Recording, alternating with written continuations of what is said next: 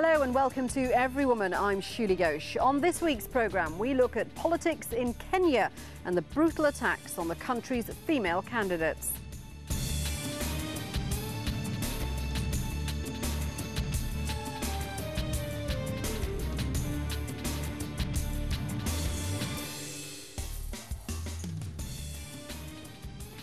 Earlier this month, Kenyan parliamentary candidate Alice Onduto was shot dead outside her sister's house.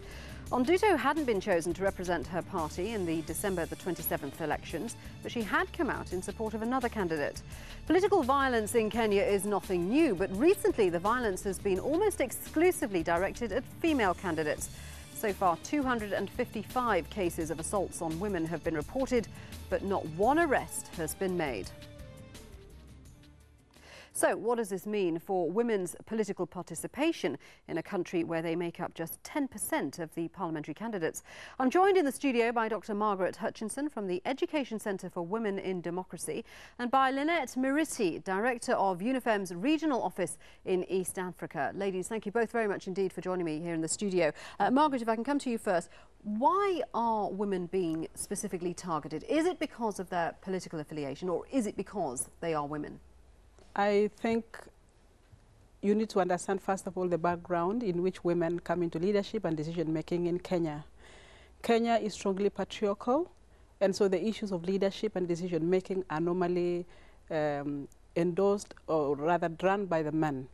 So when the women emerge to take up their rightful position for leadership and decision-making, then they are actually challenging the status quo, and that is being resisted. So the men feel threatened? Threatened.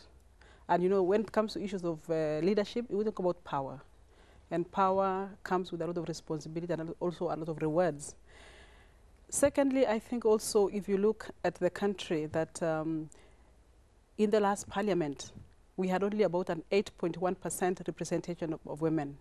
But what they were able to achieve, both in parliament and also in their constituencies, were very encouraging, to the extent that actually most constituencies are now crying out for women leadership, in the sense that they actually provide what I would call transformative leadership in terms of being able to push policy issues in parliament, being able to serve their constituencies better.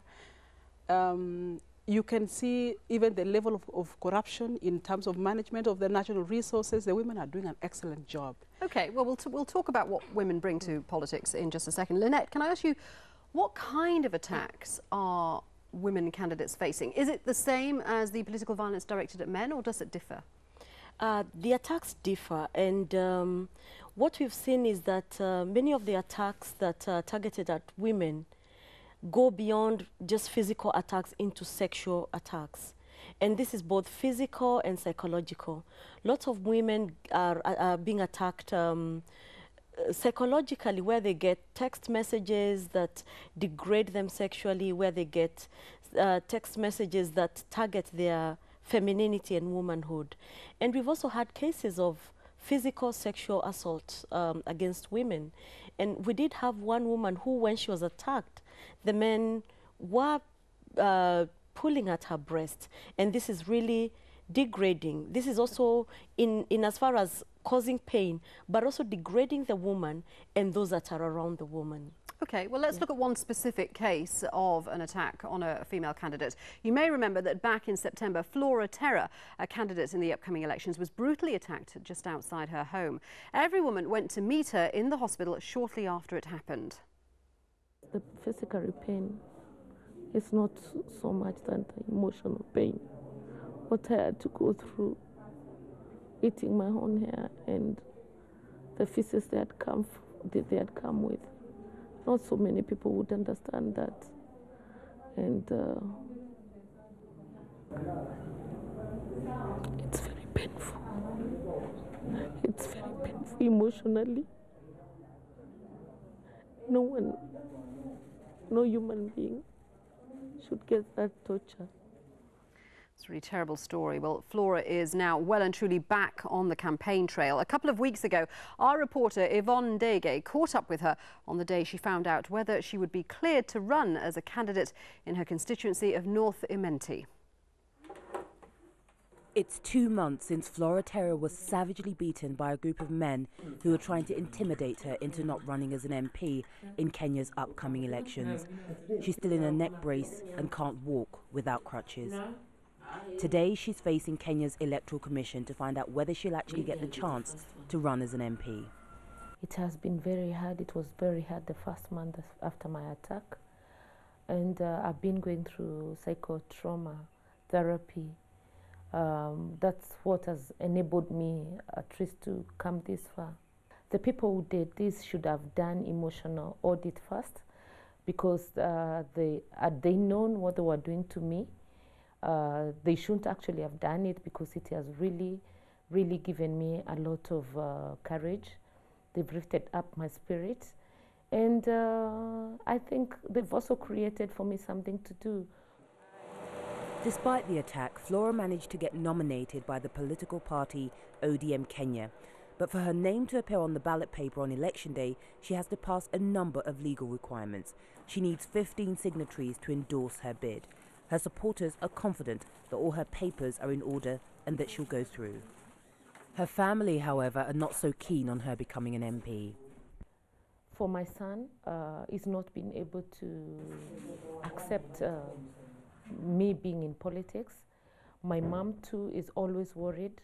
Anytime I go out on a campaign trail, if I don't get home before 4, she's so worried. But still, my family have given me a lot of courage, and they're very supportive, and my constituents too are very, very, very supportive. But it has been 25 years since a woman even tried to become an MP in this area. It's a fact that makes Flora worried about her chances of getting through today. She thinks that the majority of Kenyan men have a problem with the idea of a woman being in charge and will do anything to frustrate their chances, like the sort of violence meted out on her. Well, Flora is now facing the nerve-wracking process of going before Kenya's Electoral Commission to make sure that her name appears on the ballot paper on December 27th. There are actually 13 people vying to be MP in this constituency, and only 2 of them are women. That's despite the fact that more than half of Kenya's population is, of course, made up of women. Thank you so much. So, Flora, just tell us exactly what's happening now. What's happened here? They've just cleared me to run for the North Imenti parliamentary seat, and they've said all my papers are okay, so I'm officially on the race. What needs to be done about election violence is we need a lot of civic education to the people, and it shouldn't be only during the election nearing year. We need to start as soon as January, as soon as the elections are over.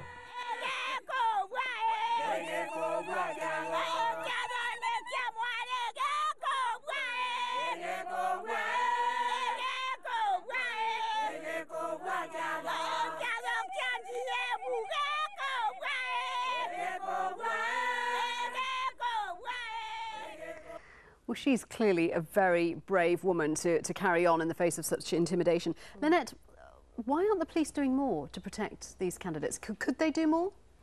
I do believe that the police can do more. We have had several meetings and several discussions with the police at the highest level, and they have promised action. And in some of the instances, they have said that there hasn't been evidence regarding the attacks. But in cases where there has been evidence, I think it's just the processes, the police and prosecution processes. Because you're both part of the, let me get this right, Gender Rapid Response Unit, yes, to do more to protect women who are going into politics in Kenya. Is that right? Yeah. Is it working? To date, as you rightly said before, we have reported about 255 cases. To us, we are not satisfied with the speed with which the investigations, as Linet said, we have not had one prosecution, not one person had been arrested. And yet, I think there is compelling evidence that some of these actually perpetrators are known. Because, I mean, you were saying to me earlier that a lot of the problems stem from the fact that there is a history of a culture of violence against women in Kenya anyway, but men have a problem with women wanting to take that role. But women would actually change the face of politics in Kenya, wouldn't they? You're a lot of right. people would feel happier with more women in parliament. Why? What do they bring? I think, as Margaret said, in the last parliament, where we had the highest number of women in parliament in the history of Kenya, that is 18 only, we saw tremendous changes by just having the 18 women. For example, for the first time, we saw a sexual offences law pass through parliament, and this was greatly supported by the women members of parliament. It was actually introduced as a private member's bill. We also saw an attempt by the minister, the current Minister for Justice, who's a woman, to introduce an affirmative action law in Kenya. And another example I can give is waiving of maternity fees by the health minister, who was a woman. So we've seen changes happen. They bring tangible benefits. Tangible benefits to the women. What about women voters, though? I mean, do you think the experiences of women like Flora Terror and the dreadful shooting of Alice Onduto, is that going to put off women voters coming out and voting?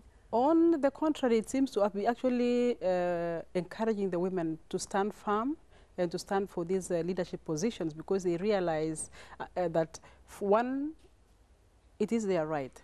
Secondly, they have something that they can contribute. And if I may just add quickly to one other contribution. At the national level, yes, you have seen the policy change, but also at the grassroots level, in terms of, if you remember, after the 2002 elections, that most of the funds were devolved to the constituencies, and the women there have done a wonderful job. So even when it comes to the electorate, they are actually interested in having women leadership, because then you can see a transformative agenda that actually they are in touch with the grassroots. Do you think men, that they'll get the support of male voters as well? Yeah, they will. Yes, they will. And we do have certain constituencies that where we really think that, we really almost are sure that the women will go through, because it's not just tangible benefits to the women, it's tangible benefits to communities that include men. So the benefits are not just women's benefits. So there are men supporting female candidates. Well, we're going to take a short break now, but still to come, we'll be looking at the wider picture across the region and what it means for women fighting for political power. Stay with us.